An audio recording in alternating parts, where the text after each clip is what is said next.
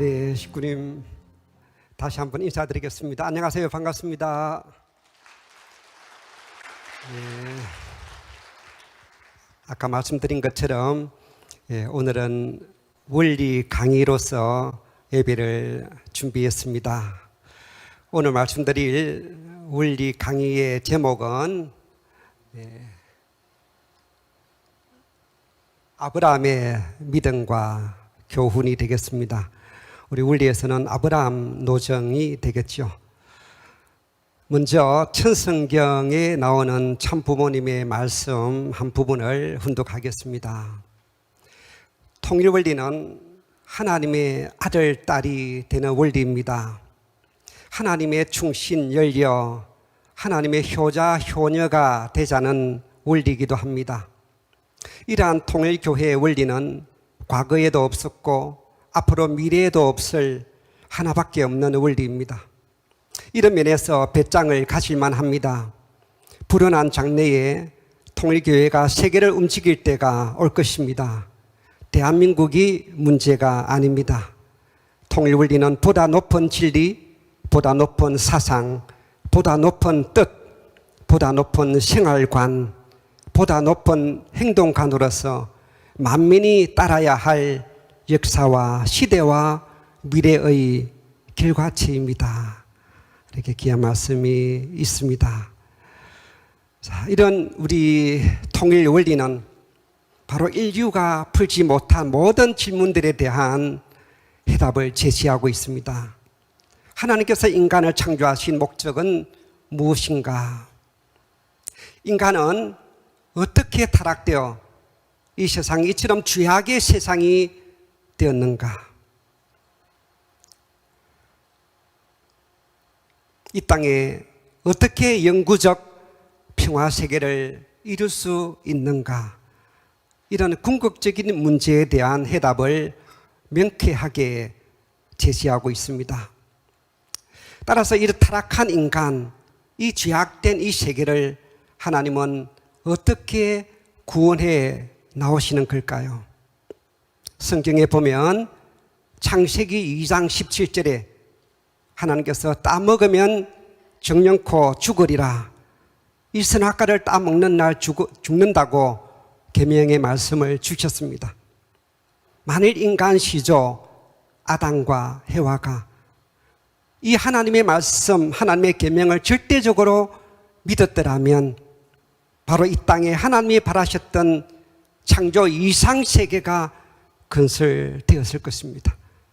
더 나아가 이 세계는 바로 선한 세계요, 바로 이 지상과 천상의 천국이 건설되었을 것입니다. 그런데 아담과 하와는 이 하나님의 말씀을 불신함으로 말미암아서 따먹고 이 세상은 죄악의 세상, 타락의 세상이 되고 말았던 것이죠. 그래서 이 세상은 바로 죄가 난무하는 세상, 지옥의 세상이 되고 말았던 것입니다. 이처럼 하나님의 말씀을 어기고 타락한 것은 다름 아닌 인간의 과오입니다. 인간 자신의 실수예요. 그럼에도 불구하고 하나님께서는 이런 인간을 구원하실 수밖에 없으십니다. 구원할 수밖에 없는 이유는 첫째, 창조주로서의 책임을 지시고, 그래도 내가 창조했기 때문에 인간이 타락했구나. 우리도 자식이 부모 말을 안 듣고 잘못된 길을 갔을 때 그래도 내가 낳았으니까 나에게도 책임이 있다고 이야기하는 것처럼 하나님 스스로도 창조주로서의 책임을 가지고 구원하시게 되고, 또 영원성을 두고 창조하셨던 그런 창조 원리적인 기준이 있기 때문에 이 타락한 인간을 내버려 두시지 아니하시고 반드시 하나님은 본래의 세계로 구원하시겠다 이겁니다. 이 구원에 대한 하나님의 약속은 위대한 복음입니다. 위대한 축복입니다. 이 구원은 본래 하나님이 이루시고자 하셨던 그 세계로 다시 돌아가는 것이기 때문에 이것을 우리 원리에서는 복귀라고 부릅니다. 복귀. 그래서 하나님의 구원 섭리는 곧 복귀 섭리다. 명쾌한 이 단어 하나로 모든 것이 정리가 되는 거예요. 어디로 구원하느냐? 하나님이 원래 계획하셨던 그 세계로 다시 돌아가게 하겠다, 돌이키겠다, 이런 하나님의 약속입니다. 따라서 이 복귀 섭리는 타락한 인간으로 하여금 그들을 창조 본연의 인간으로 복귀하여 나아가는 하나님의 섭리를 말하는 것입니다. 여기서 이 섭리라고 하는 말은 바로 자연계를 지배하고 있는 원리와 법칙, 세상과 우주 만물을 다스리는 하나님의 뜻을 말하는 단어입니다. 자, 우리가 이 복귀 원리를 자세히 알아야 하는 이유가 어디 있느냐? 이 복귀 섭리의 뜻을 이루기 위해서 우리 선조들이 걸었던 그 길, 지금까지 유구한 인류 역사를 통해서 이 복귀의 길, 하나님 앞으로 돌아가기 위한 그 길을 우리 선조들이 걸어왔습니다. 이 길을 오늘 우리가 되풀이하여 걸어가야 할 길입니다. 또한 그들이 걷지 못하고 남기고 간 길까지도 오늘 우리가 마저 걸어가야 하는 그런 우리들이에요. 따라서 오늘 우리가 이런 길을 걸음으로 말미암아서 비로소 이 하나님의 창조 이상을 이룰 수 있는 그런 섭리의 결실체가 되는 것입니다.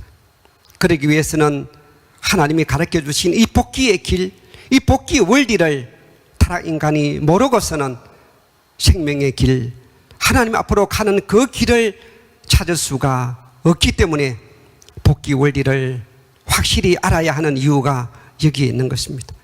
우리는 길을 몰라요. 어디로 가야 할 길을 잃어버리고 있는 겁니다. 하나님이 중심인물을 통해서, 메시아를 통해서 그 길을 가르쳐 주고 계시는 것이죠.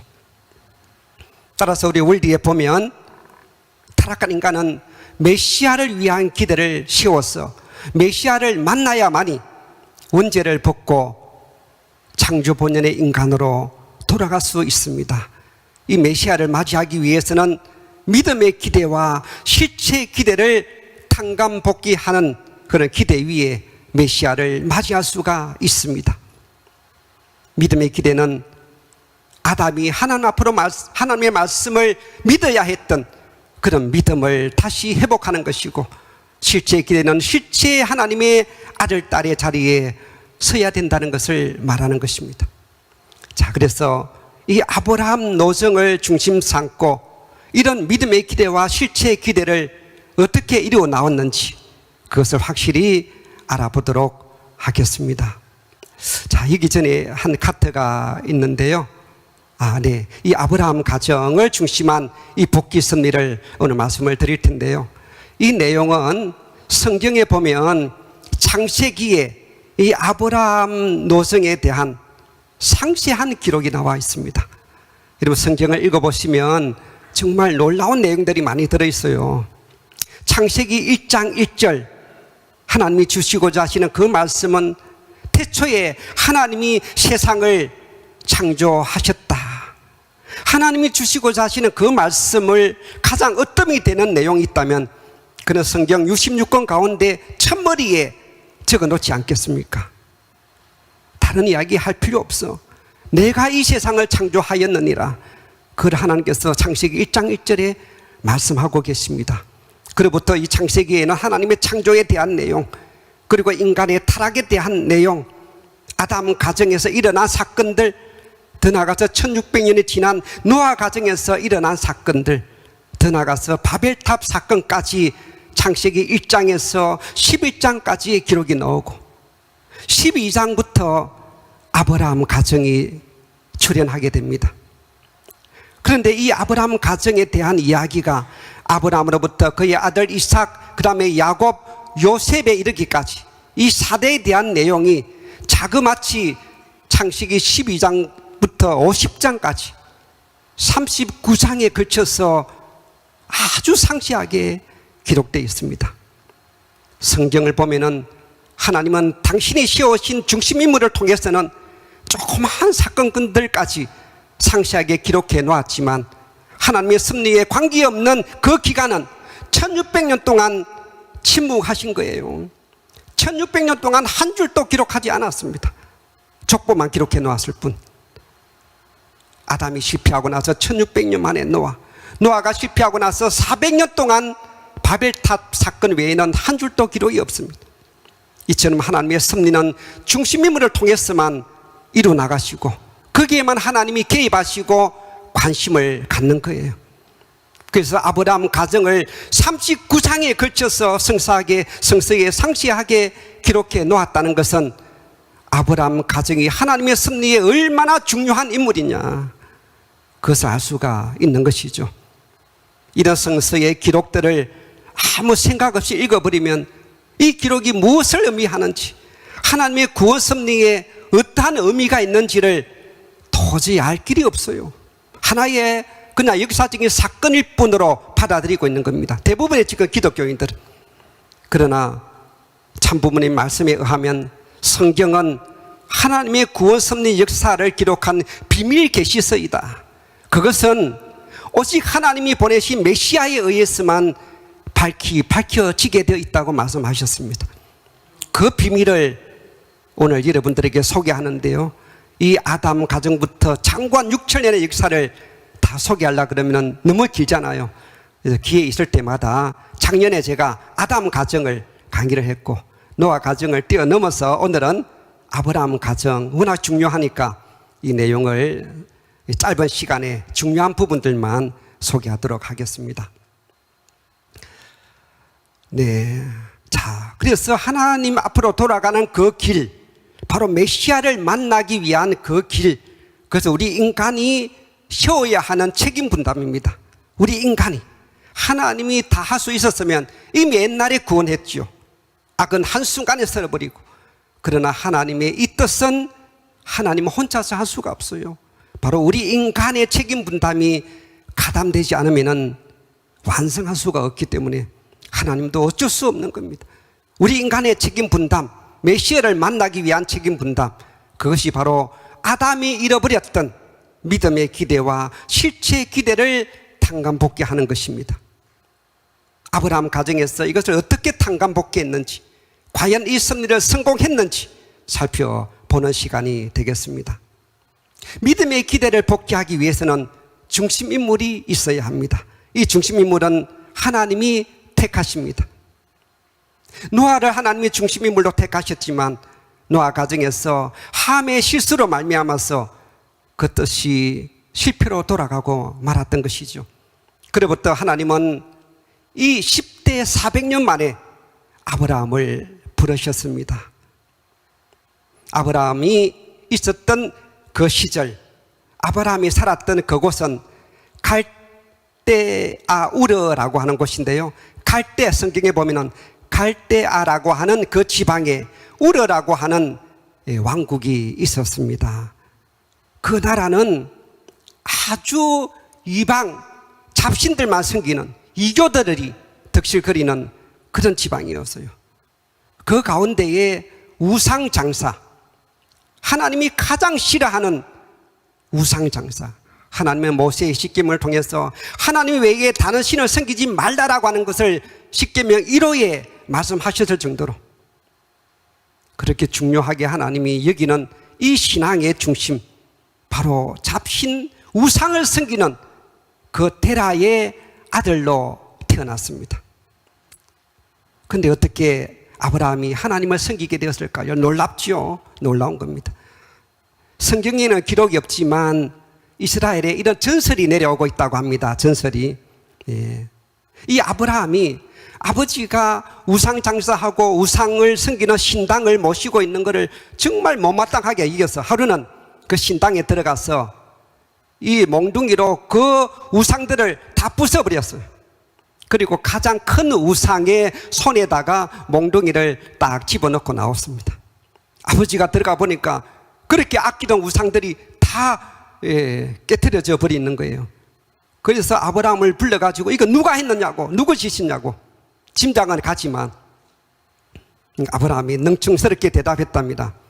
아마 저 제일 큰 우상인 손에 몽둥이가 있는 거 보니까 제일 큰 우상이 다 부순 것 같습니다 라고 하니까 아버지가 화를 내면서 어떻게 저렇게 움직이지도 못하는 나무로 만드는 저 우상이 이런 일을 한단 말이냐? 아브라함. 그러면 아버지는 왜 저 우상을 섬기고 있어요? 아무것도 힘이 없고 아무도 못하는 나무를 왜 섬기고 있느냐고. 그러니까 아버지가 할 말을 잃어버렸다, 뭐 이런 이야기가 나오고 전해지고 있습니다. 아무튼 아브라함은 그런 어려운 마음을 가진 사람이죠. 그래서 하나님이 이 아브라함을 부르신 것입니다. 불러서 가나안으로 떠나라. 그래서 아브라함은 지체 없이 이 갈대아 우르 지방을 떠나서 하란으로 와서 잠시 머물다가 그 다음에 가나안으로 자기 부인 사라와 또 조카 롯 그리고 재물과 하인들을 데리고 가나안으로 떠나는 장면이 성경 기록되어 있습니다. 여러분, 요즘은 고향을 떠날 수도 있지만 그 과거에는 고향을 떠난다는 자체는 죽음을 각오하지 않으면 불가능해요. 왜 고향을 떠납니까? 고생길로. 고향을 떠나는 순간 집도 절도 없고 중간에 수많은 또 많은 또 산적들을 만나서 죽임을 당할 수 있는 곳이에요. 낯선 곳에 가서 어떻게 정착해서 먹고 살아란 말입니까? 대단한 믿음이 아니면 불가능한 고향을 떠나는 결단을 하게 되는 겁니다. 근데 아브라함은 하나님에 대한 그런 믿음으로 말씀 앞에 주저없이 고향을 떠나는 것이죠. 성경에 보면은 아브라함이 정처 없이 이곳에 갔다가 저곳에 갔다가 하는 장면이 많이 나오고 얼마나 힘들었는지 자리를 못 잡고 그리고 가는 그 가나안 땅에 기근이 들어서 또 이웃 나라로 가서 또 양식을 구하고 이런 힘든 노정을 걷는 장면들이 많이 나옵니다. 믿음의 기대를 복귀하기 위해서 두 번째 조건물을 뜻맞게 씌워야 됩니다. 아담은 따먹지 말라 하는 이 하나님의 말씀을 조건으로 절대적으로 믿어야 했습니다. 그걸 잃어버렸기 때문에 더 이상 말씀을 받을 수 없게 된 인간은, 타락한 인간은 말씀을 대신한 이 만물을 조건물로 세워서 하늘 앞으로 가는 그 길을 찾을 수가 있었던 것이죠. 만물을, 재물을 하나님께 바치는 것. 그래서 이것을 원리에서는 상징헌제라고 부릅니다. 믿음의 기대에서 재물을 하나님께 바치는 이 의식, 이것을 상징헌제, 말씀을 대신해서 만물을 상징적으로 하나님께 바쳐서 하나님 앞으로 돌아가는 길이다 해서 상징헌제라는 하는 용어를 사용하고 있습니다. 이건 하나님의 말씀대로 따르기만 하면 되는 거예요. 창세기 15장 9절 이하에 나오는 거 보면은 하나님께서 비둘기 양 암소, 여기 염소도 나옵니다만은 대표적으로 비둘기 양 암소를 바치라, 제사를 드리라 명령을 내리십니다. 그런데 놀라운 것은 이런 제사를 드리기 전에 하나님은 또 하나의 탕감 복귀해야 되는 믿음을 세워야 하는 그런 내용을 성경에 기록해 놓고 있습니다. 그것이 뭐냐 하면은 이 아브라함이 먼저 상징 헌제를 위한 믿음을 세워야 된다. 이 말은 하나님께 제사를 드리는데 그냥 멀뚱멀뚱하게 제사 드리면 안 된다는 거예요. 정성의 기간, 정말 믿음을 드릴 수 있는 자격이 되는지 하나님은 그것부터 보고 싶은 겁니다.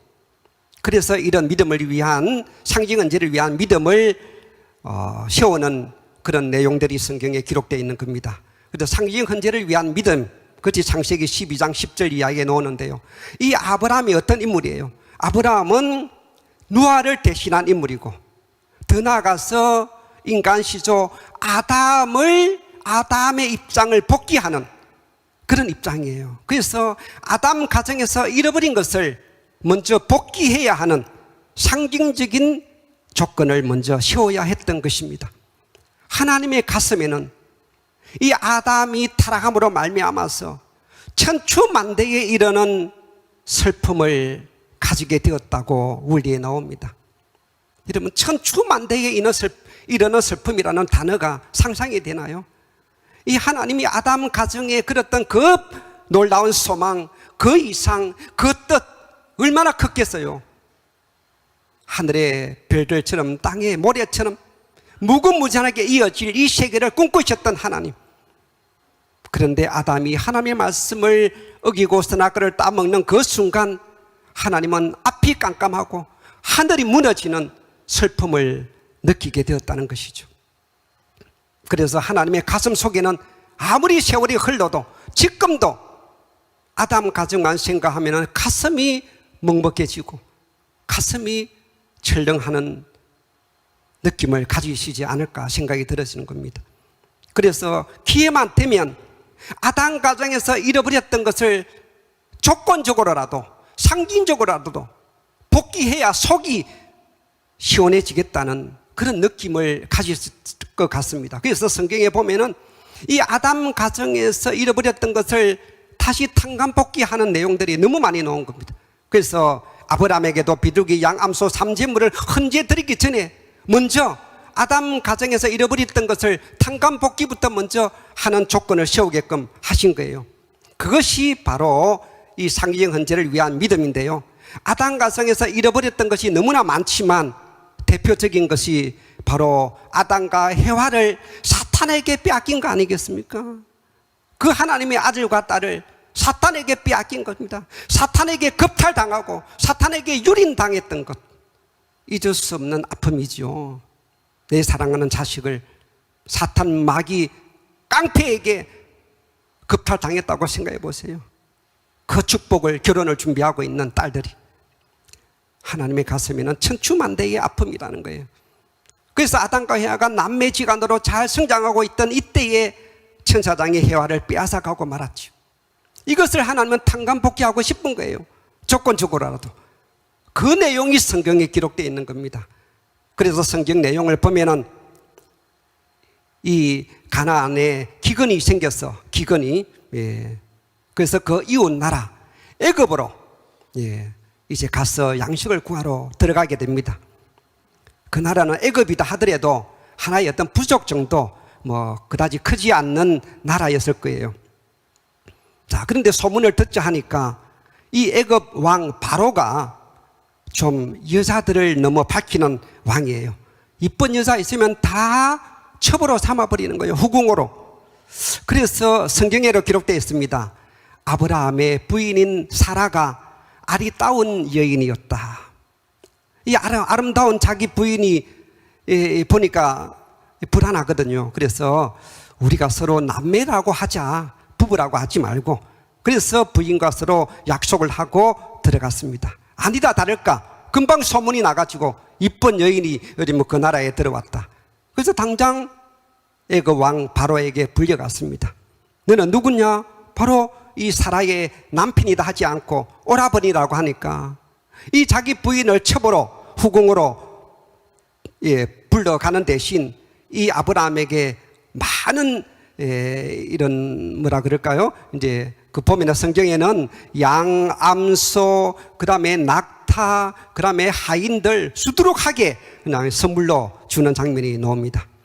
자, 아무튼 그렇게 되었는데 이 바로가 이 사라를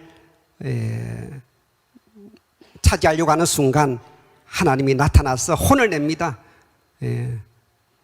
요즘 말로 그 여자에게 손대면 너 죽는다, 이런 정도의 강한 하나님의 음성을 듣고 이 바로 왕이 깜짝 놀라서 아브라함에게 왜 나에게 속였느냐 그렇게 혼을 내면서 그 모든 자기 부인 사라와 롯, 그 다음에 재물들을 다 주가지고 빨리 너 고향으로 돌아가라 이렇게 하는 장면이 나옵니다. 성경에. 놀랍죠. 이것은 이 해와를 빼앗겼던 것을 탕감복귀하는 거예요. 다시 되찾아오는 거예요.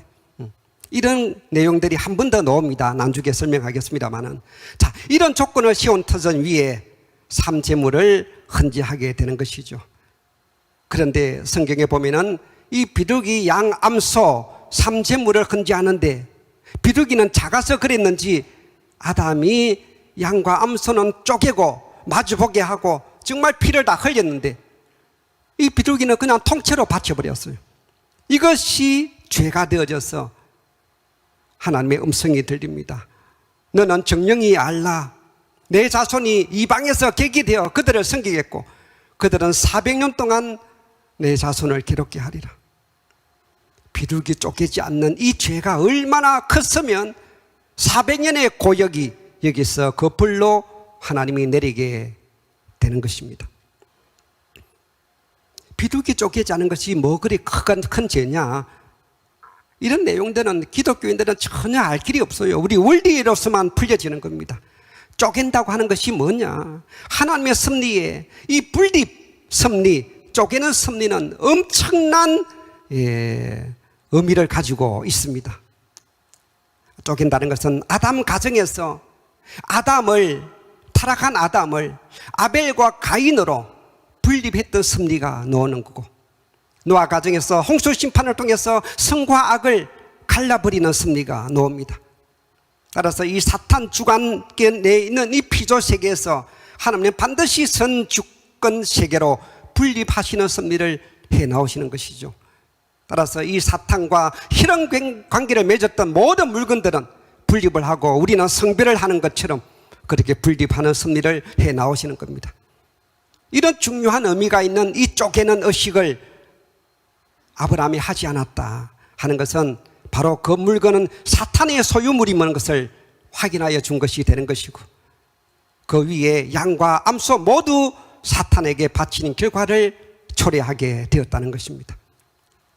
여기에 바로 그날 저녁에 해질 무렵에 솔개가 이 비둘기에 내려앉았다. 솔개는 성경에는 솔개, 또 솔개라든지 또 까마귀, 이런 것은 다 사탄을 상징하는 동물로 묘사되고 있습니다.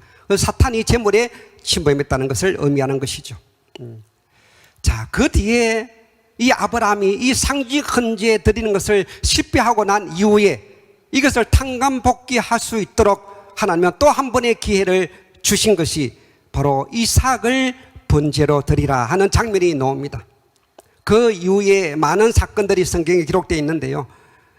자, 아브라함의 부인이 사라가 아기를 갖지 못했어요. 아마 불임인 것 같았어요. 그래서 평생 자녀가 없었어요. 그러니까 어쩔 수 없이 후손은 낳아야 됐고, 하나님이 하늘에 별들처럼 번식시키겠다고 약속하셨는데 왜 하나님이 후손을 안 주시는 걸까요? 그러니까 정말 믿음이 없는 사람 같으면 항상 하나님께 원망했을 거예요. 75세의 아브라함이 하나님으로부터 불림을 받았거든요. 요즘으로 보면은 뭐 아주 늙었지만 그 당시에는 나이가 보통 150 전후에 수명이 있었습니다. 아브라함은 175세에 죽었으니까요. 그래서 75세라고 하면은 요즘 보면은 뭐 한 40대 정도 볼 수가 있을 것 같은데요. 예. 그때 하나님이 그 나이에 아브라함을 부르신 거예요. 부르셨고, 그때부터 25년 동안 아기가 없는 겁니다. 그래서 거의 이제 뭐 포기하는 상태죠. 근데 그런 믿음을 가지고 있었는가 봐요. 그러니까 하나님이 100살 때 이삭을 축복해 주셨습니다. 이미 요즘으로 보면은 성경에로 나와요. 하나님 천사를 통해서 이제 너에게 자식을 주겠다 그러니까 아브라함도 그렇고 그의 부인 사라도 요즘 말로 보면 좀 피식 웃었다. 성경에 웃었다라고 기록해. 내가 왜 웃느냐? 그만큼 의의가 없는 거예요. 뭐 생리로 다 끝났고 부부관계 안 한 지도 이미 오래됐는데 무슨 자녀가 생긴다 말입니까? 이런 뜻이에요. 근데 하나님의 능력을 의심하느냐? 성경에 하나님의 능력을 의심하는, 하나님의 약속대로 100살에 한 아들을 낳았습니다. 이 아들을 얼마나 애지중지 키웠겠습니까? 후손만대 자식을 별들처럼 번식시켜 주겠다는 하나님의 약속이 25년 만에 이루어진 거예요. 여러분, 우리가 기도할 때 하나님의 응답을 예를 들어 받았다거나 또는 하나님께 간절히 기도한다고 돌아서서 이루어질 거라고 기대하지 마십시오. 25년을 기다리기도 해야 됩니다. 그 이상도 기다립니다. 하나님은 한번 약속하신 것을 반드시 우리 인간이 이해할 수 없는 방법으로 이루어 나오시는 분입니다. 자, 이렇게 아브라함 가정에 귀한 아들이 생겼으니까 얼마나 이 아들이 귀했겠어요. 사랑스럽게 그렇게 키웠습니다. 그런데 난데없이 성경의 정확한 나이는 기록되지 않았지만 여러 가지 정황으로 볼 때 이 이삭의 나이가 15, 16세 정도 되지 않았나 이렇게 추측을 하고 있습니다. 이 사춘기, 청소년기가 정도 되었다는 걸, 그 정도 자라서요. 제법 어젓하게. 그러니까 뭐 상상할 수 없을 정도의 가정의 기쁨이 대상이 되었겠죠. 그런데 난데없이 하나님의 음성이 들립니다. 어느 날 여호와께서 가라사대 너 사랑하는 독자 이삭을 데리고 모리아 땅으로 가서 그를 번제로 드리라. 번제, 죽여서 피를 내고 장작더미 위에다가 태워서 제사를 지내라는 것이 번제입니다. 상상이 되나요? 지금 여러분 성경에 우리가 지식도 없고 그냥 지금 바로 이 강의를 들으니까 뭔가 어리둥절 하실 거예요. 뭐 실제로 그런 장면이, 그런 내용이 있는지, 또 과연 이것이 뭔지 아마 어리둥절 할지 모르겠는데요. 아브라함의 입장에서 보면은 얼마나 심각했겠습니까? 생각해 보세요. 평생 하나님을 믿었고 하나님의 축복하에 하나님이 시키는 대로 걸어 나왔는데 하나님이 독자 이삭을 주놨고 또 빼앗아 간단 말이냐?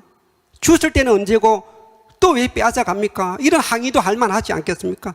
이렇게 다 큰 자녀를 왜 죽이라고 하십니까? 만일 신앙이 돈독하지 않았던 신앙자라면 이는 받아들일 수 없는 명령입니다. 저도 이 원리를 공부하면서 과연 나에게 그런 명령을 내리시면 내가 감당할까? 고백하지만 감당하기 어려울 것 같다는 생각이 들었습니다. 저 자신도 자식을 10명이 있어도 한 명을 하나님께 바치라 한다고 바쳐지겠습니까? 근데 하나밖에 없는 독자를 하나님께 바치라고 하는 명령을 받고 아브라함이 어떤 심정을 가지는지 성경에는 한 줄도 그 사연은 기록되지 않았습니다. 근데 추측컨대 그 명령을 받고 아브라함이 아마 좀 고민은 했겠죠. 근데 중요한 것은 자기 부인에게도 이야기해야 되지 않겠습니까? 자기 부인 사라에게 그 이야기를 해야 했던 아브라함의 심정은 아마 밤새워 고민했을지도 모릅니다. 성경에 뭐 이야기를 주고받았다는 내용은 없지만 그 부인이 그 이야기를 들었을 때 아브라함이 받은 충격의 100배 이상 충격을 어머니가 받지 않았겠어요? 엄마의 자식 사랑은 뭐 아버지하고는 상상이 안 되니까. 근데 그 부인이 나는 도저히 그 명령을 지킬 수 없어라고도 할 만하지 않았겠느냐. 자, 이런 추측들을 해보는 겁니다. 인간적으로. 근데 성경을 보면은 그 하나님께 바치는 장면은 그 다음 설명을 하고요. 이 이삭을 바치기 위해서도 삼재물을 바치기 전에 믿음을 세우는 것처럼 똑같이 상징 헌제를 위한 믿음을 세워야 되는 겁니다. 이 성경 보면 놀라우지 않습니까? 삼재물을 바치기 전에도 아담 가정을 탕감복귀하는 믿음을 하나님은 확인하는 사건을 성경에 기록해 놓은 것처럼 이 삼재물을 대신해서 이삭을 바치기 전에도 그 믿음을 한 번 더 확인하겠다는 거예요, 하나님. 그 성경에 보면은 이삭을 바치기 전에 또 한 번 이 아브라함과 그 부인 사라가 함께 또 그 이웃 나라로 들어갔다가 나오는 장면이 나옵니다. 자, 그것이 바로 그랄 왕국의 아비멜렉 왕이 통치하고 있는 그랄 왕이에요. 그랄 왕국에 들어갑니다. 나라만 달랐지 똑같은 상황이 재현되고 있는 거예요. 이 나라도 역시 똑같아요. 이 왕이 여색을 밝혀서 들어가자마자 우리도 또 남매로 하자 하고 또 들어갔어요. 남매로. 우리 들어가자마자 아니라 다를까 왕궁에 불려갔고 또 아비멜렉 왕이 이 사라와 동침을 하려고 하는 순간 하나님이 나타나서 혼을 냅니다. 아비멜렉이 깜짝 놀라가지고 또 아브라함을 부르고 왜 나를 속이느냐 그러고 그러면서 다시 사라를 돌려주고 노비와 재물을까지 주면서 땅까지 주면서 너가 이 나라에 원하는 땅을 차지해라 이 정도까지 후한 하나님의 진노가 겁이 나니까 이런 내용들이 성경에 기록되어 있습니다. 제가 이렇게 인터넷에 이런 아브라함에 대한 내용들을 찾으면서 기독교인들은 이것을 어떻게 해석하고 이해할까 한번 찾아봤어요. 이 기독교 목사들의 설교나 또 그런 이 아브라함을 해석하는 성경에 해석한 내용들이 쭉 나오는데요. 거의 대부분의 기독교 신학자나 목사들이 이 아브라함에 일어난 사건들을 어떻게 이해하고 해석하는지 아세요? 아브라함을 형편없는 사람으로 해석하고 있습니다. 아브라함이 성경상의 아브라함이 실수했던 것이 한두 가지가 아닌데 크게 네 가지를 실수했다라고 설교하고 있어요. 물론 비둘기를 쪼개지 않는 실수는 그는 맞습니다. 그는 맞지만 그 나머지 세 개 실수는 서로 남매 부부인데도 자기 목숨을 모면하려고 남매라고 속인 것, 하나님에 대한 믿음이 없었다 이거예요. 하나님을 믿음이 있다면 왜 당당하게 밝히지 못했느냐. 그리고 갔는데 결국은 두 번씩이나 똑같은 실수를 하면서 자기 부인을 왕에게 빼앗겼다는 거예요. 그리고 자기는 그 대신 후한 선물까지 받았다. 이거는 성매매다 이런 말까지 나왔더라고요. 이야, 자기 부인이 이쁜 부인을 이용해가지고 자기는 재물을 차지하고 자기 목숨 하나 부지하려고 자기 부인의 사지에 집어넣었다. 이 정도까지 안 좋게 평가하는 정도로. 그리고 하나님의 약속을 어기고 종과 이렇게 관계 맺어서 또 아기가 태어나게 한다든지 이런 여러 가지 사건들을 인간적인 눈으로 바라보다 보니까 도저히 이해가 안 되고 아브라함의 실수고 믿음이 없고 하나님에 대한 믿음을 잃어버렸기 때문에 자기 식대로 그런 식으로 행동했다라고 이야기하더라고요. 우리 원리를 모르면은 10중 8구 그렇게 볼 수밖에 없겠구나 하는 생각이 들었습니다. 근데 이 내용을 우리 참부모님께서 복귀 섭리라고 하는 원리적인 관점에서 풀어내니까 기가 막힌 내용을 지금 우리가 배우고 있는 것입니다. 아브라함 가정에 그 하나님의 한을 회원하기 위한, 탕감복귀하기 위한 그 사건이지 아브라함이 믿음이 없어서 그런 거 아닙니다. 하나님이 시키는 대로 자기 스스로 하고 있는 그 모든 내용들은 배후에 하나님이 개입하신 것이라고 우리가 해석해야 되는 겁니다. 아무튼 하나님이 개입하셔서 이것을 다시 처와 노비와 재물들을 되찾아 놓습니다. 자, 이런 상징 헌제를 위한 믿음을 세운 다음에 이삭을 헌제해라 하고는 하나님의 명령이 그 뒤에 떨어지죠. 그 명령이 떨어집니다. 아까 말씀드린 것처럼 하나님의 명령을 받고 아브라함의 마음이 어땠을까 하는 짐작은 합니다만은 성경에 보면 놀라운 거예요. 하나님의 명령을 받은 그날 밤에 받았는 것 같아요. 밤에 받았는데 그 다음날 이른 아침에 제사 지내로 출발했다. 성경에. 이야, 이 하나의 한 줄이 아브라함의 믿음을 대변하는 거예요. 몇 날 며칠 또 고민 안 해요.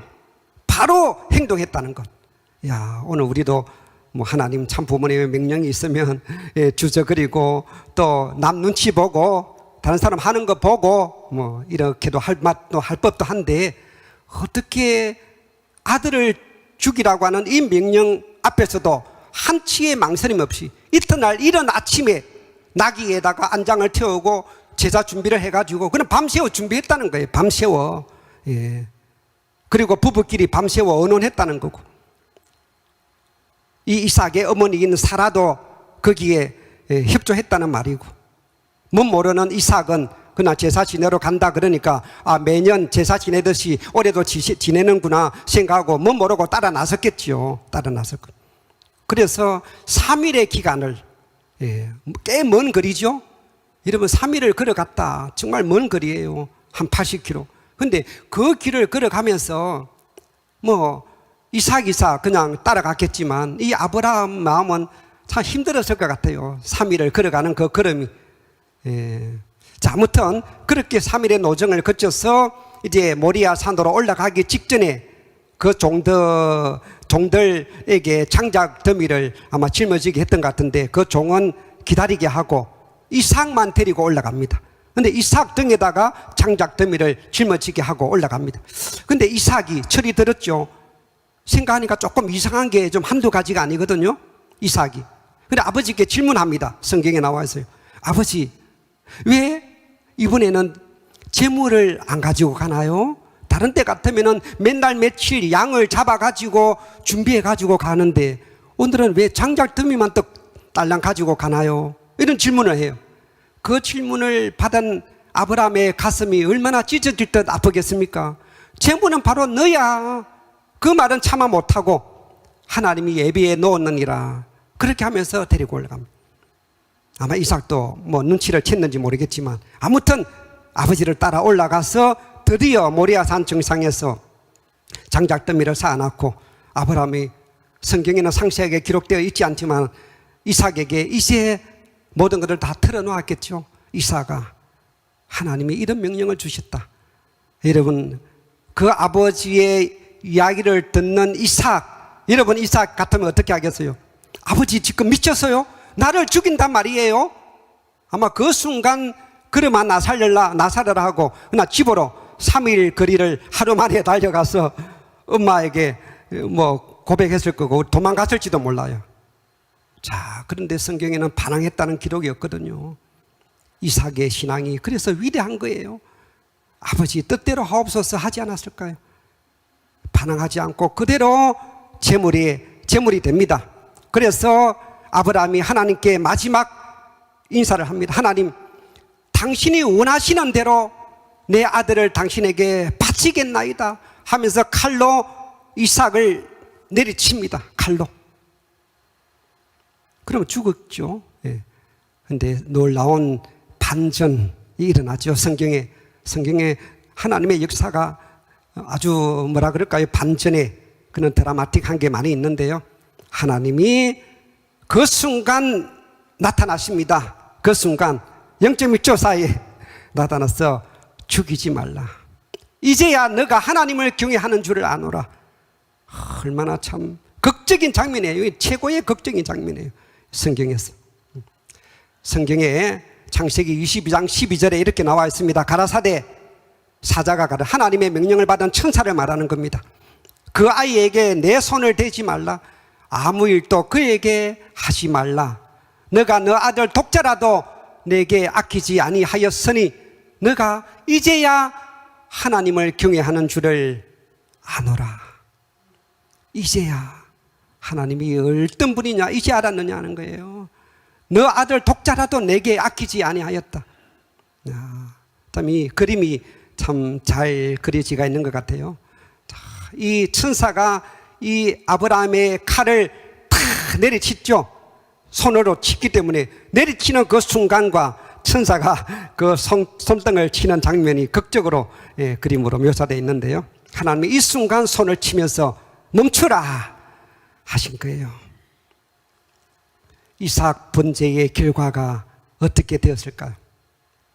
이 뜻에 대한 하나님의 말씀과 명령에 대한 이 아브라함의 심정, 아브라함의 절대적인 믿음, 아브라함의 순종, 이 충성의 행동이야말로 이삭을 죽이지 않아도 죽인 것과 똑같은 거예요. 똑같은 거예요. 이미 한치의 오차도 없이, 망설임 없이 죽이려고 하는 순간에도 하나님 이 순간 좀 살려주면 안 될까요? 이런 생각을 1%라도 있었더라면 하나님이 나타날 수가 없습니다. 100% 하나님 한 줌의 이 자식을 내가 좀 살렸으면 하는 마음이 없이 그대로 죽이겠다고 내리쳤기 때문에 사탄이 도망가 버린 거예요. 자기도 사탄이 그 있다가 죽어버릴 것 같으니까. 그러니까 죽지 않아도 이미 사탄은 이삭으로부터 떠나버린 거예요. 예. 그래서 이삭 헌제를 성공을 하고 이 이제야라고 하는 이 단어에 두 가지의 의미가 함축되어 있습니다.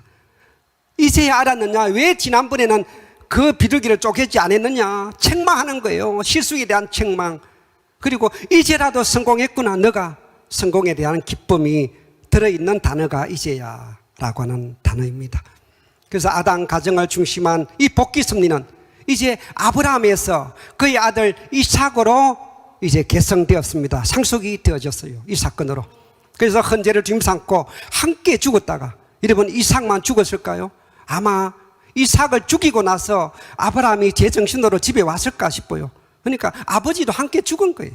그 말은 함께 죽었다가 다시 살아남으로 말미암아서 아브라함으로부터는 아브라함에게도 사탄이 분립되고 실수 이전의 입장으로 복귀되고 그 사명은 이삭에게 인수인계 되어졌던 것이고, 이삭의 입장에서는 뜻앞에 역시 순종 굴복함으로 말미암아서 아브라함의 사명을 이어받게 되었고, 상징 헌제 드리기 위한 믿음을 세운 겁니다.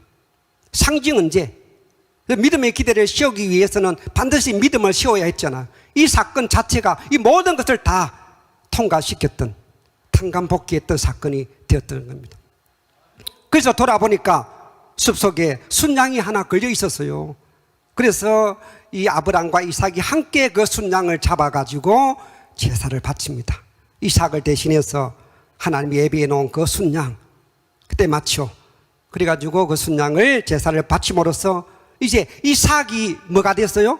이삭이 믿음의 기대의 중심인물로 확정된 것이죠. 아브라함에서 이제 이삭으로 넘어왔습니다. 이삭이 믿음의 기대 중심인물이 돼가지고 조건물은 뭐예요? 순양이었어요. 그 순양을 뜻맞게 바침으로써 믿음의 기대를 성공하게 됩니다. 자, 그러면은 실체의 기대가 이루어져야 되겠죠. 만일 아브라함이 비둘기 양 암소 3제물을 실패하지 않고 성공했더라면, 뭐 만일이라고 하는 말이 좀 뭐 안 들어맞지만 성공할 수도 있었잖아요. 이럴 수도 있고 저럴 수도 있고. 그거를 하나님은 인간이기 때문에 어떻게 될지 모르니까 하나님은 그거를 예비하셔서 이 종을 통해서 이삭의 형이 되는 이스마엘을 먼저 두신 거예요. 이런 내용들을 모르면은 하나님의 약속을 믿지 않고 종하고 관계 맺어서 또 이스마엘을 태어나게 됐다, 이런 식으로 해석하는 거예요. 기독교인들처럼 예비해 놓으신 겁니다. 하나님이 그것도 사라의 허락을 받고, 사라기 자기 몸에서 아기가 이제 불가능할 것 같으니까 자식은 있어야 되지 않겠습니까? 그래서 허락하에 하갈과 관계를 해서 이스마엘을 태어나게 한 거예요. 자, 그렇지만 이제 실수했기 때문에 이삭의 중심인물이 되다 보니까 이삭의 두 아들을 통해서 실제 기대를 이루어야 됩니다. 그래서 그것이 에서와 야곱, 쌍둥이입니다. 쌍둥이인데 에서가 조금 일찍 태어났죠. 그래서 에서와 야곱의 두 아들을 통해서 실제 기대를 탕감복귀해야 되는데, 실제 기대는 이미 서론에서 말씀을 이미 드린 것으로 보고 이제 우리가 배웠다고 보고 이 강의를 하는 건데요. 실제 기대는 장자는 누구예요? 아담 가정에 있어서 가인이에요. 가인의 입장에 있는 이 장자가 아벨의 입장에 있는 이 차자에게 타락성을 벗기 위한 탕감 조건을 세워야 된다, 이렇게 공식이 나와죠. 공식이에요, 공식. 우리 인간 시조가, 아담과 헤아가 천사장과 관계를 맺음으로써 타락성을 물려받았잖아요. 타락성, 온갖 시기, 질투, 엄욕, 탐욕, 이 갖가지 분노, 혈기, 이 타락성을 벗어야 되는 거예요. 그래서 이 타락성을 벗기 위한 탕감 조건을 뜻맞게 세워야 되는데, 그것은 이 장자의 입장에 있는 존재가 차자에게, 차자를 사랑하고 하나님 입장에서 차자를 중보로 세우고 차자에게 순종 굴복하고 차자를 통해서 선을 번식받아야 된다, 이 네 가지를 뜻맞게 세울 때에 타락성을 벗기 위한 탕감 조건이 이루어진다라고 나와 있습니다. 그렇기 때문에 이 가인의 입장에 있는 이 형 에서는 아벨의 입장에 있는 이 동생 야곱을 무조건 사랑해야 되고, 그 밑에 들어가서 순종 굴복해야 되고, 아벨을 통해서 하나님 앞에 가야 되고, 아벨을 통해서 하나님의 뜻을 전해받아야 했던 것입니다. 그래야 타락성을 벗기 위한 탕감 조건이 이루어지는 거예요. 그 내용들이 성경에 또 많이 기록되어 있습니다.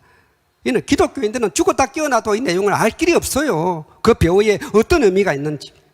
그래서 성경에 보면은 창세기 22장부터 이 에서와 야곱 노정이 나옵니다. 그것도 많은 기록이 있어요. 에서와 야곱, 이 타락성을 벗기 위한 탕감 조건을 어떻게 세워나갔는지 그 내용이에요.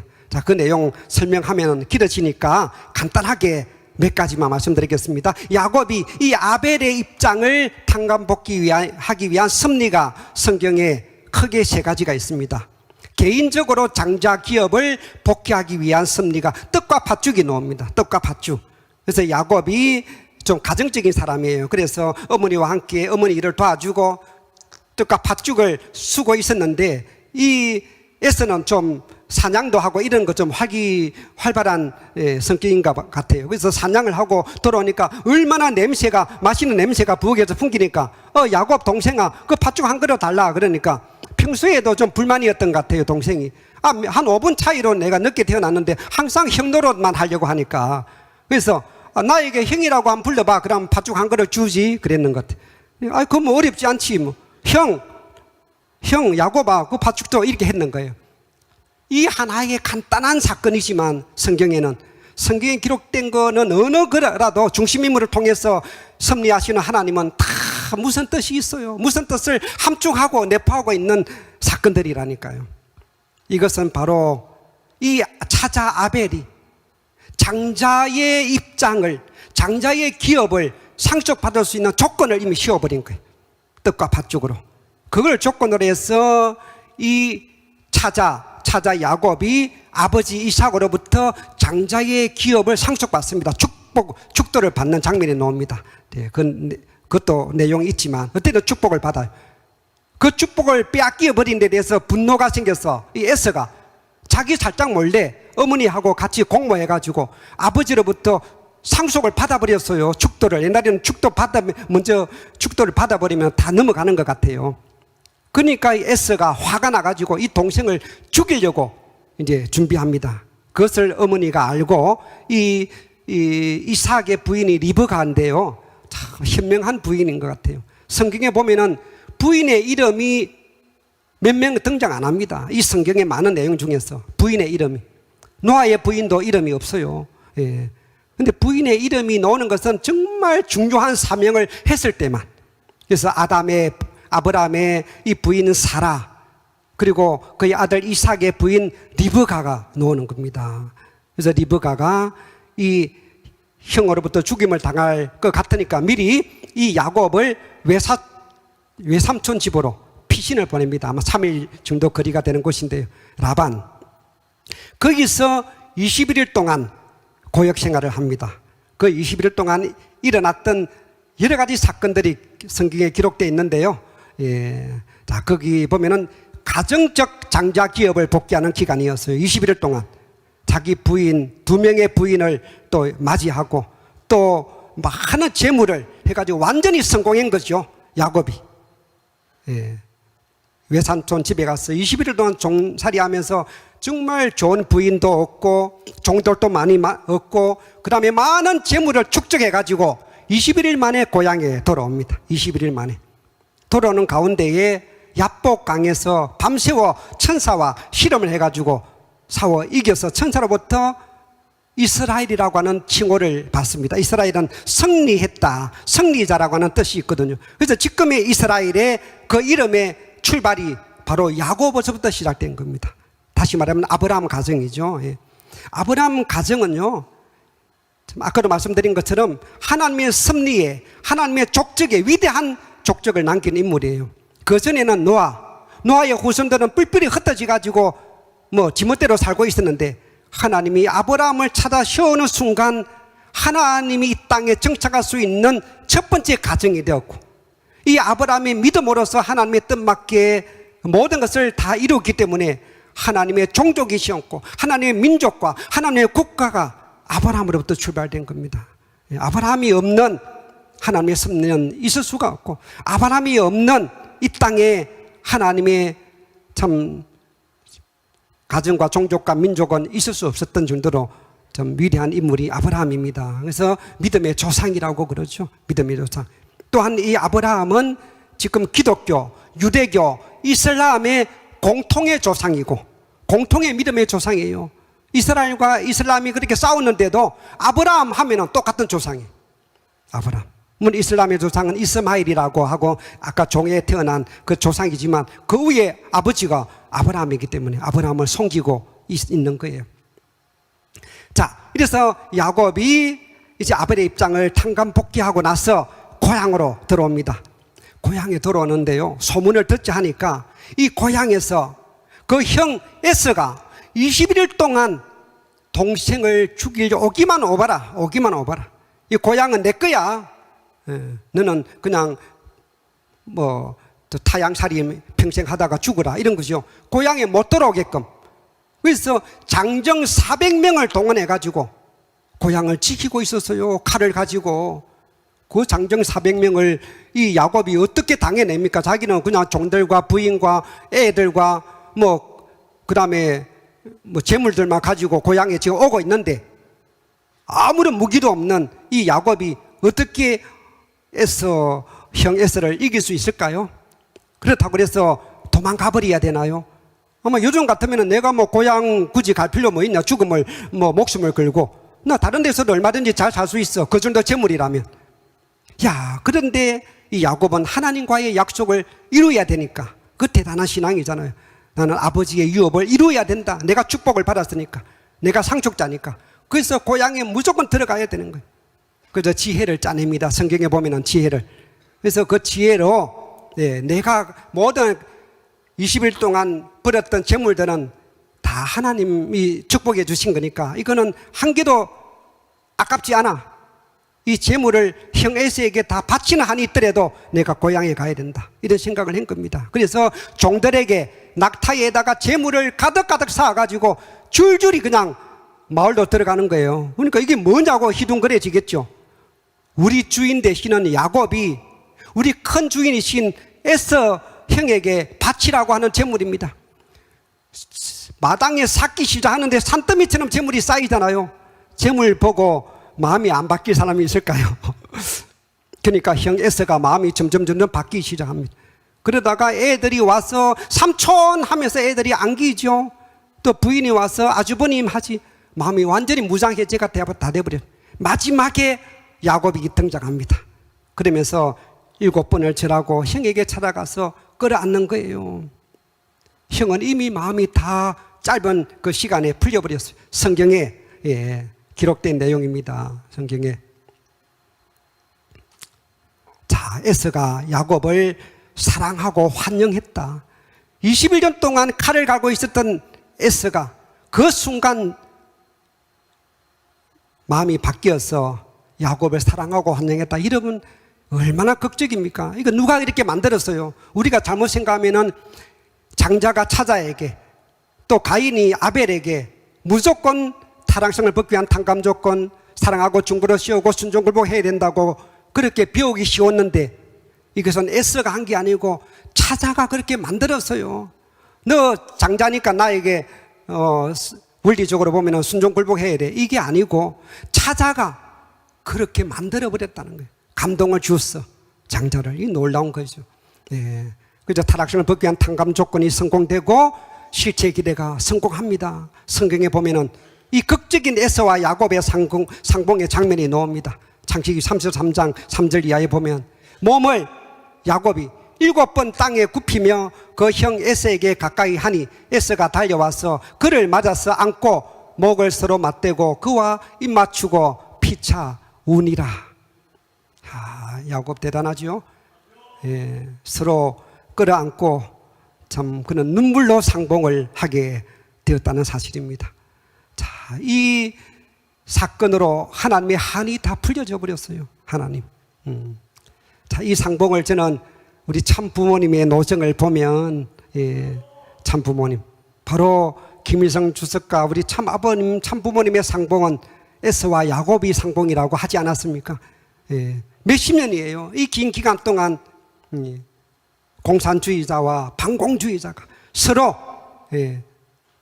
얼마나 참 원수처럼 그렇게 지냈는데, 마지막에 우리 아버님이 김일성을 끌어안는 순간 김일성이가 무장해제됐죠.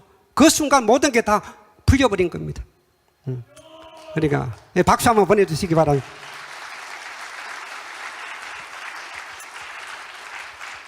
이 짧은 만찬석상에서 모든 게 다 끝나버렸잖아요. 그래서 어제의 원수가 형 동생이 되어져서 어형제를 맺게 되는 것까지. 자, 모든 걸 김일성 주석이 우리 문 총재가 하고자 하는 대로 다 들어주라, 다 모든 거 언론해라, 자식에게도 유언을 남겨줄 정도입니다. 자, 뭐 그런 장면들은, 내용들은 이미 우리가 알고 있는 내용들인데요. 아무튼 자, 그렇게 해서 이 메시아를 위한 기대가 성공을 하게 되는 겁니다. 역사상 처음으로. 그래서 이삭 가정에서 메시아를 위한 가정적인 기대가 조성이 되어졌습니다. 원리적으로 보면은 메시아를 위한 기대가 성공하면 메시아가 와야 됩니다. 메시아를 하나님이 보내주셔야 돼요. 그런데 그때 메시아가 오지 않았거든요. 왜 안 왔을까요? 아브라함 가정은 메시아를 위한 기대는 성공했지만 하나님을 믿는 그 숫자가 가정밖에 안 됐습니다. 가정, 아브라함 가정밖에 없었어요. 그 외에는 다 사탄의 그런 세력들이죠. 그래서 하나님을 믿는 메시아 간님이 불가한 이유는 이 세상은 이미 사탄을 중심한 민족, 더 나아가서 국가를 형성하고 있었는데 한 가정이 그런 민족과 국가를 대항할 수가 없어요. 대항할 수가 없어서 민족을 형성할 때까지 기다려야 되었던 이유고, 그 다음에 비둘기 쪼개지 아니함으로 말미암아서 400년 고역을 당해야 된다는 그 벌도 남아 있었습니다. 그래서 이 400년 기간을 하나님은 민족을 형성할 수 있는 기회로 삼으신 것이죠. 그래서 메시아를 위한 민족적 판도를 세워놓아야 메시아를 맞이할 수가 있다, 보내실 수가 있다, 이 말입니다.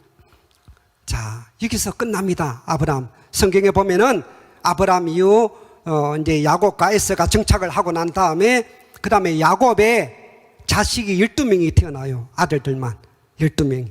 이 야곱이. 예. 근데 그 12명 중에서 탁월한 아들이 11번째 요셉이에요. 또 요셉을 지금 삼은 내용들이 그 이후에 쭉 나옵니다. 50장까지 요셉의 이야기예요. 자, 요셉 하나만 하더라도 놀라운 교훈이 있는데요. 오늘 시간 관계상 요셉 이야기는 하지 못합니다. 아무튼 요셉이 하나님의 특별한 은혜를 받아서 더 애굽에 팔려 들어갔다가 그 다음에 누명을 덮어쓰고 평생 감옥에 갇히지 않은 신세인데 꿈을 잘 해몽해가지고 왕의 꿈을 일약 애굽의 총리 대신이 되고, 거기서 애굽의 총리 대신이 되어가지고 그의 아버지와 형들이나 가족을 다 애굽으로 또 이주를 시키죠. 예. 그래가지고 요셉이 있을 때는 뭐 소위 최고 권력을 누렸던 집안이었는데 몇 대 왕이 흘러 지나가면서 이방들에 대한 그 민족의 또 멸시 때문에 결국은 애굽 노예 생활을 하게 됩니다. 노예, 고역 생활을 하죠. 그것이 400년 동안 이어지고 400년이 될 무렵 하나님이 민족의 지도자 모세를 보내주시는 겁니다. 그 이후의 섭리는 모세로 이어집니다. 자, 오늘 아브라함 노정을 마무리하면서 우리가 어떤 교훈을 찾아야 할 것인가.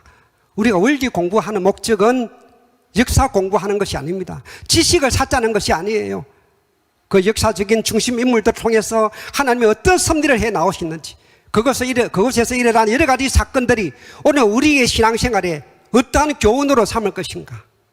실패는 반면교사로 삼고 성공은 우리가 롤모델로 삼아야 되는 것입니다. 그것이 우리가 복귀 원리를 공부해야 하는, 상세하게 알아야 하는 이유인 거예요.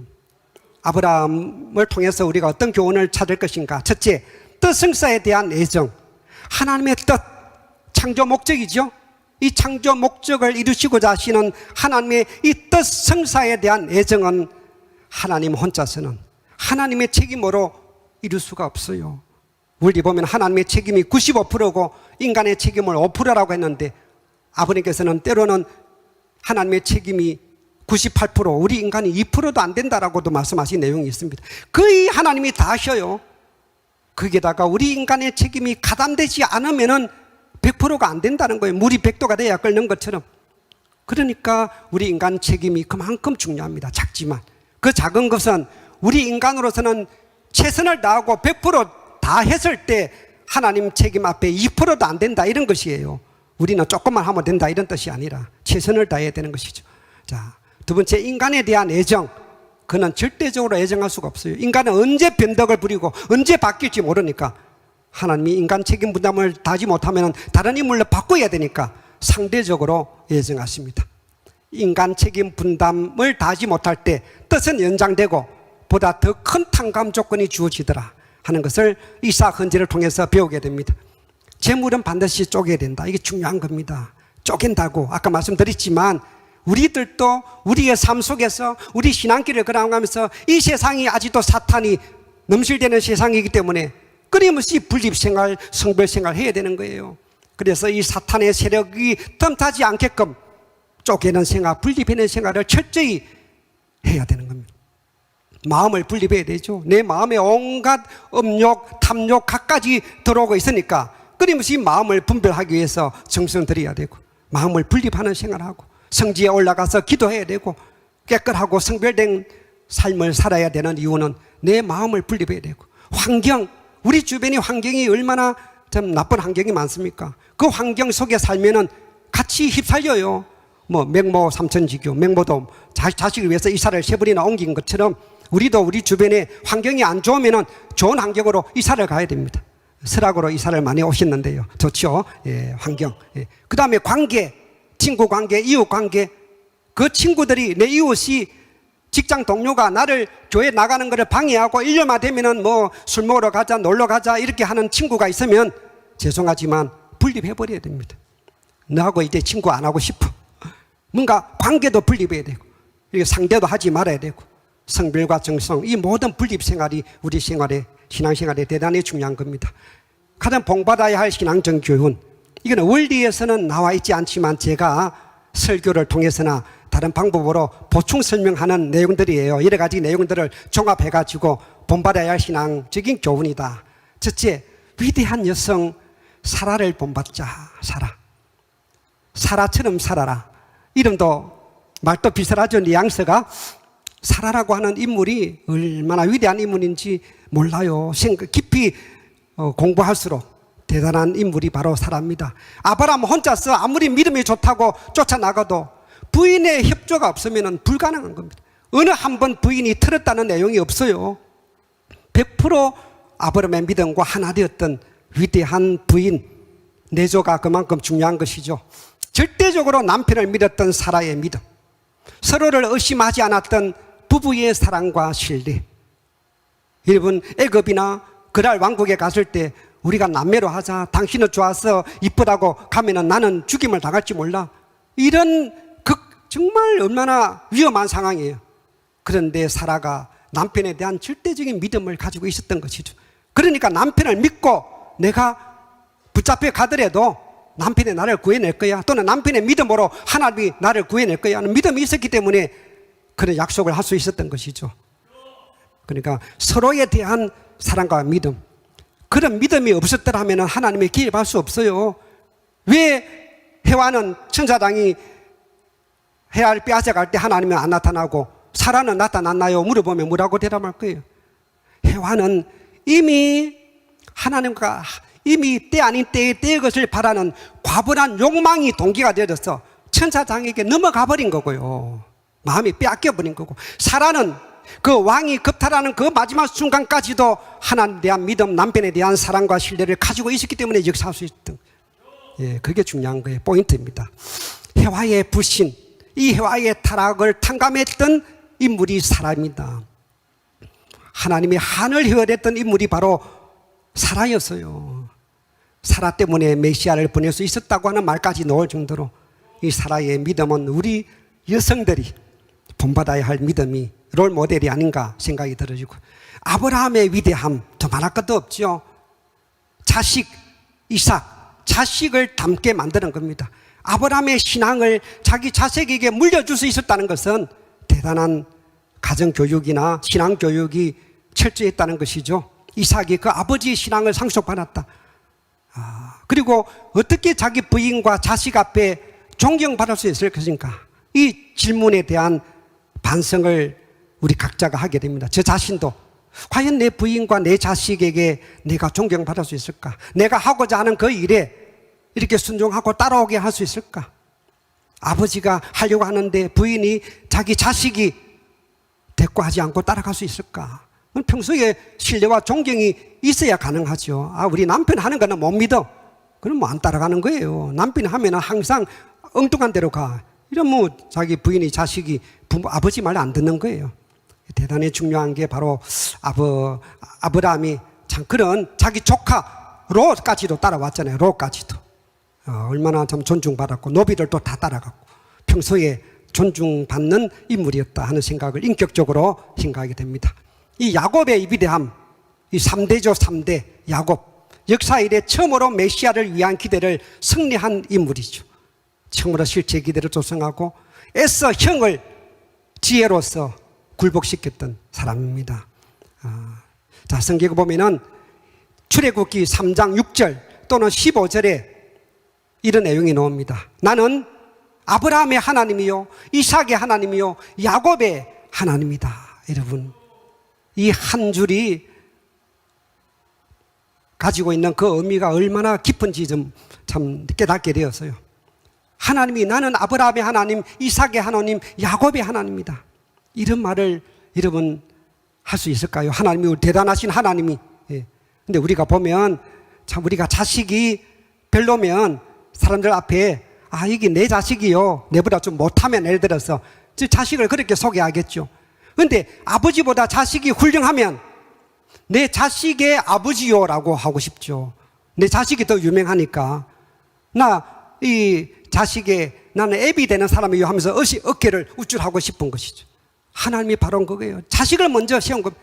아브라함의 하나님이야. 이삭의 하나님이고 야곱의 하나님이다. 하나님이 얼마나 자랑하고 싶고 얼마나 기뻤으면 그 자식의 아버지라고 이야기하고 싶어질까. 참 이런 내용을 통해서 참 느끼는 내용이 많습니다. 시간이 많이 갔는데요. 여기서 마지막으로 하나님이 우리 참 부모님께 보낸 영계 메시지도 하나님이 아브라함의 하나님, 이삭의 하나님, 야곱의 하나님이라고 하신 것처럼 하나님이 우리 참 부모님을 이렇게 말씀하신 영계의 참부모에게 보낸 메시지 아닙니까? 2021년도에 사랑하는 참부모에게 일부분만 제가 옮겨왔습니다. 나는 만군의 여호와라. 나 만군의 여호와는 참부모를 사랑하노라. 지극히 사랑하노라. 지극히 아끼노라. 참부모, 내 사랑하는 참부모, 나의 품속에 품고 안고 놓고 싶지 않는 참부모, 두 발로 바닥을 걷는 것이 아깝고 안쓰럽소.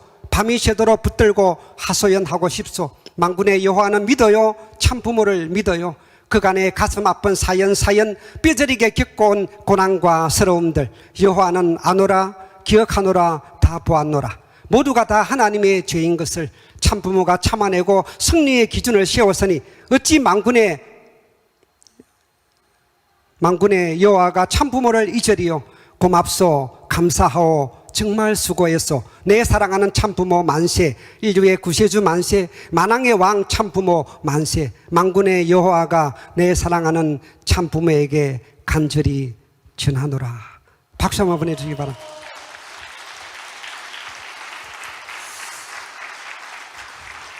네, 이제 우리 참부모님, 어머님을 중심 삼고 참 이 놀라운 하늘의 섭리가 이제 마지막 종착지에 가까이 오고 있습니다. 천원군 천일성전 성립봉헌을 이제 3개월도 남지 않고 우리 모두가 벅찬 감격과 환희와 설렘 속에 정성을 모으고 있습니다. 우리 함께 참 어머님을 중심으로 이 승리의 승리를 이루는데 힘껏 동참해 주시기를 부탁을 드립니다. 함께 기도 올리겠습니다.